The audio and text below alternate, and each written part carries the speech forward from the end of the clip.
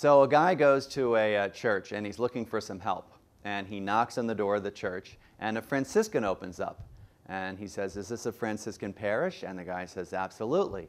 And he says, "Do you pray the rosary here?" And the Franciscan said, "Of course, we're Franciscans." He said, "Well, if I give you a little donation, will you pray a rosary that I get something in my life?" And the Franciscan says, "Sure, what would you like?"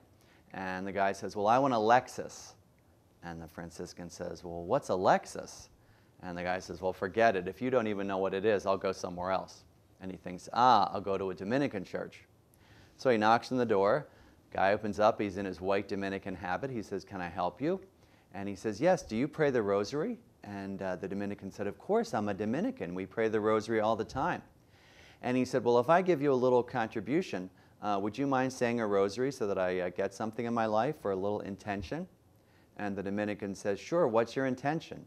And the guy says, "Oh, I want a Lexus." And the Dominican said, "Oh, well, what's a Lexus?" And the guy says, "Well, if you don't even know what it is, forget it." So he says, "The Jesuits."